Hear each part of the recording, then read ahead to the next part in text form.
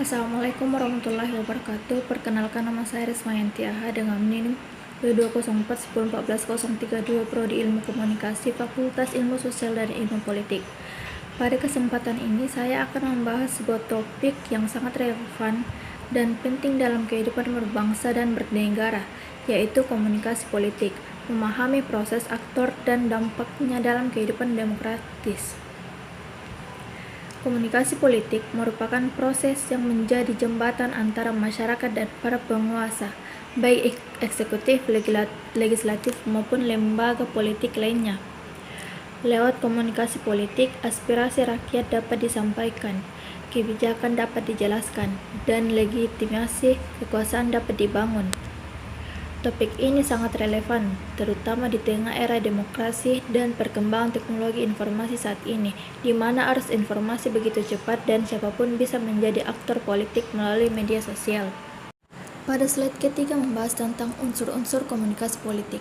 Untuk memahami komunikasi politik secara menyeluruh, kita harus mengenali unsur-unsur utama yang menyusunnya.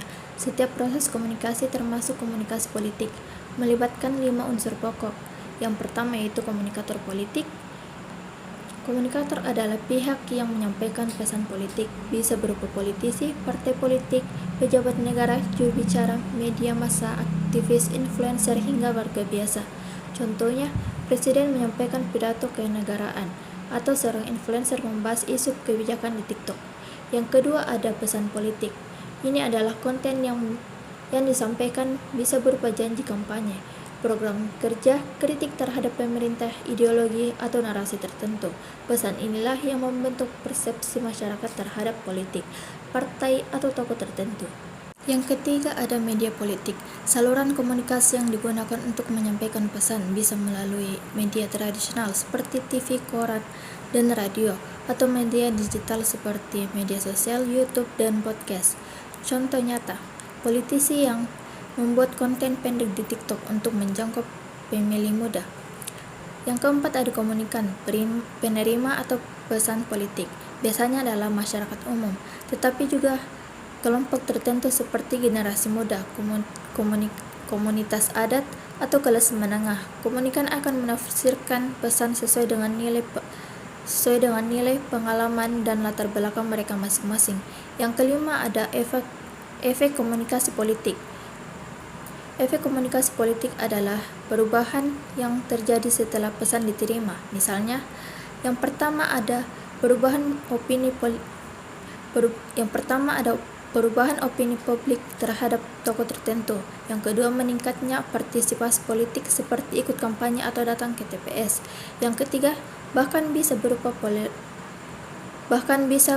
polarisasi jika pesan yang disampaikan menimbulkan kontroversi. Slide berikutnya membahas tentang aktor dalam komunikasi politik. Dalam komunikasi politik, aktor adalah pihak-pihak yang memainkan peran penting baik sebagai penyampai pesan, penerima pesan, maupun sebagai penghubung di antara keduanya. Siapa aja sih aktor tersebut? Yang pertama ada politisi dan partai politik. Yang kedua ada media massa. Yang ketiga ada lembaga pemerintah. Yang keempat ada LSM dan kelompok kepentingan. Yang kelima ada masyarakat sipil. Yang keenam influencer dan tokoh masyarakat. Aktor komunikasi politik bukan hanya pejabat negara atau partai politik. Setiap individu yang menyampaikan atau mempengaruhi pandangan politik orang lain secara langsung atau tidak langsung adalah bagian dari proses komunikasi politik. Dengan mengenali siapa saja aktor-aktor ini, kita bisa lebih memahami bagaimana informasi politik terbentuk dan tersebar, serta lebih waspada terhadap potensi manipulasi atau framing yang tidak objektif. Pada slide kelima membahas tentang tujuan komunikasi politik. Setiap komunikasi memiliki tujuan, begitu pula dengan komunikasi politik. Tujuan-tujuan ini tidak hanya bersifat informatif, tetapi juga persuasif dan strategis. Berikut penjelasannya. Yang pertama, yaitu mempengaruhi opini publik. Salah satu fungsi utama komunikasi politik adalah membentuk cara berpikir masyarakat terhadap isu, tokoh, atau kebijakan tertentu. Contohnya, jika pemerintah ingin masyarakat mendukung kenaikan pajak, maka diperlukan komunikasi yang bisa menjelaskan urgensinya agar publik menerima kebijakan tersebut. Yang kedua, menyampaikan kebijakan publik. Pemerintah dan institusi politik perlu menjelaskan kebijakan yang mereka ambil agar masyarakat bisa memahami dan menerimanya tanpa komunikasi yang baik. Sebuah kebijakan, event yang niatnya baik bisa ditolak karena dianggap tidak transparan atau tidak berpihak pada rakyat. Yang ketiga, membangun legitimasi dan dukungan politik. Legitimasi tidak datang begitu saja. Ia dibentuk melalui komunikasi yang meyakinkan, konsisten, dan sesuai dengan aspirasi masyarakat. Contohnya, seorang pemimpin yang aktif berdialog dengan rakyat, terbuka terhadap kritik, dan komunikatif dalam menyampaikan visi biasanya akan mendapat kepercayaan yang lebih kuat. Yang keempat yaitu meningkatkan partisipasi politik. Komunikasi politik yang terbuka dan inklusif akan mendorong masyarakat untuk terlibat dalam proses politik seperti ikut kampanye, memberi suara saat pemilu, atau berdiskusi tentang kebijakan publik. Tanpa komunikasi yang baik, politik akan terasa jauh dan hanya jadi urusan elit. Yang kelima, membentuk dan mempertahankan citra politik. Citra adalah persepsi, dan persepsi dibentuk lewat komunikasi. Tokoh politik yang mampu menjaga konsistensi pesan, bersikap komunikatif, dan hadir secara aktif di ruang publik akan memiliki citra yang kuat di mata pemilih. Sebaliknya, kesalahan komunikasi bisa merusak citra hanya dalam hitungan jam. Pada slide ke-6 membahas tentang media dan strategi komunikasi politik. Setiap komunikasi memerlukan media sebagai saluran penyampai pesan dan strategi agar pesan tersebut sampai dengan tepat sasaran. Dalam komunikasi politik, media dan strategi menjadi penentu utama apakah pesan bisa diterima, dipahami, bahkan diyakini oleh masyarakat. Yang pertama ada media tradisional seperti televisi, radio, koran. Yang kedua ada media baru, media sosial seperti Twitter, Instagram, dan TikTok. Strategi seperti kampanye, debat, iklan politik, propaganda, pencitraan, komunikasi digital. Media dan strategi yang dipilih menentukan apakah pesan politik bisa diterima atau tidak oleh masyarakat. Media tradisional tetap relevan, tetapi media sosial kini menjadi senjata utama komunikasi politik modern karena sifatnya cepat, interaktif, dan menjangkau langsung target pemilih. Namun, kita juga harus sadar akan bahayanya. Pesan bisa dimanipulasi, fakta bisa dibingkai ulang, dan kebenaran bisa kalah oleh sensasi. Yang berikutnya yaitu komunikasi politik di era digital. Di era digital seperti sekarang, komunikasi politik mengalami transformasi besar. Teknologi, khususnya internet dan media sosial, telah mengubah cara politisi berkomunikasi dengan publik, serta cara publik merespons isu-isu politik. Mari kita bahas poin-poin utama berikut. Yang pertama, ada media sosial sebagai alat utama kampanye. Yang kedua, informasi cepat viral, positif atau negatif. Yang ketiga ada politik identitas dan echo chamber. Yang keempat, citizen journalism dan partisipasi politik online. Era digital memberi ruang baru bagi demokratisasi komunikasi politik, tapi juga memperbesar tantangan seperti disinformasi dan konflik identitas.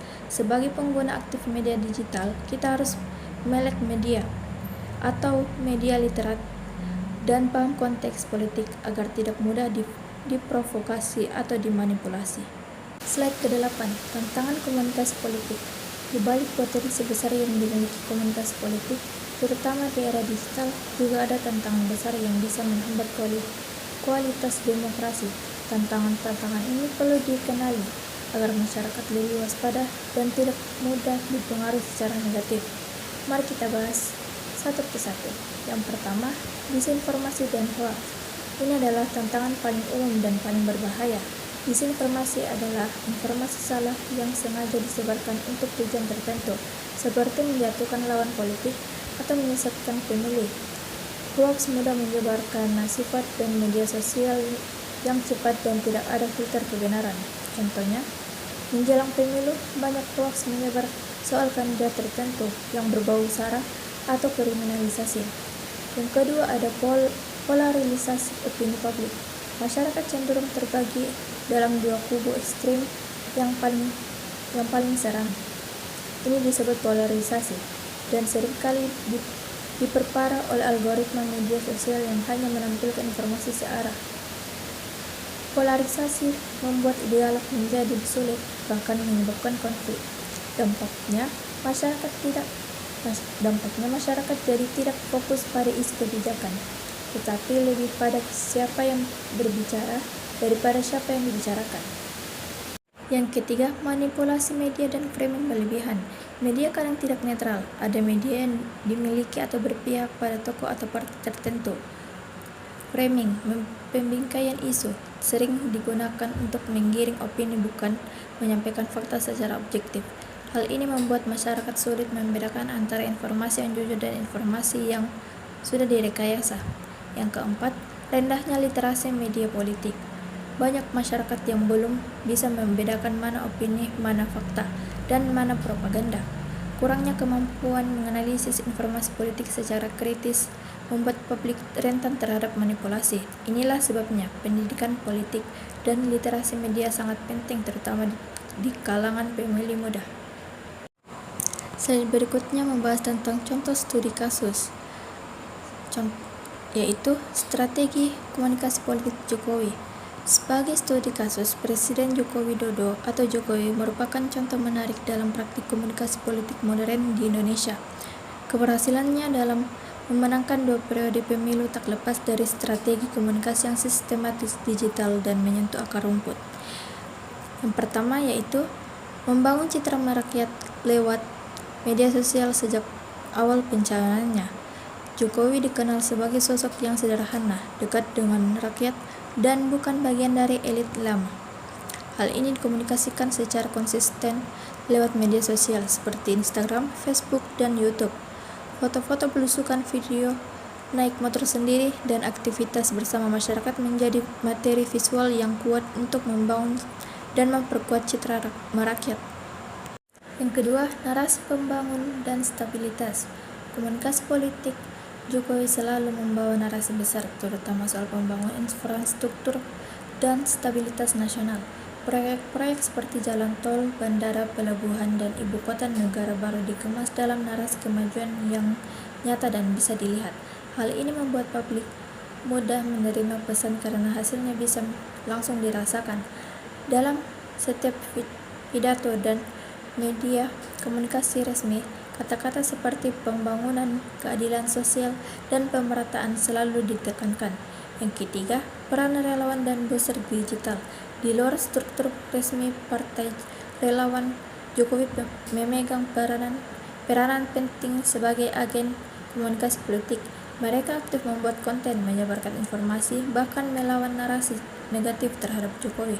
Namun di sisi lain, muncul pula booster digital yang menjadi kontroversi karena seringkali menggunakan pendekatan menyerang pihak lawan atau menyebarkan narasi sepihak. Peran relawan ini menunjukkan bahwa komunikasi politik di era digital tidak hanya dilakukan secara formal, tapi juga melalui jejaring informal yang kuat. Slide yang terakhir yaitu kesimpulan. Peran strategi komunikasi politik dalam demokrasi. Sebagai penutup, kita bisa simpulkan bahwa komunikasi politik memainkan peran strategis dalam membangun dan menjaga sistem demokrasi.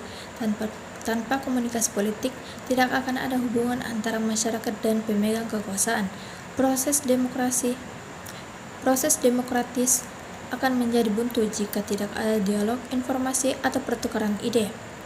Media baik tradisional maupun digital menjadi saluran utama untuk menyampaikan gagasan politik, mensosialisasikan kebijakan, dan membentuk opini. Namun, media juga bisa menjadi alat manipulasi jika tidak digunakan secara bertanggung jawab. Disinilah pentingnya literasi media dan kesadaran politik masyarakat. Masyarakat yang aktif, kritis, dan partisipasi tidak hanya sebagai pemilih, tapi juga sebagai pengawas dan penggerak perubahan adalah pilar utama demokrasi yang sehat. Sekian dari penjelasan saya, kurang lebihnya mohon dimaafkan. Assalamualaikum warahmatullahi wabarakatuh.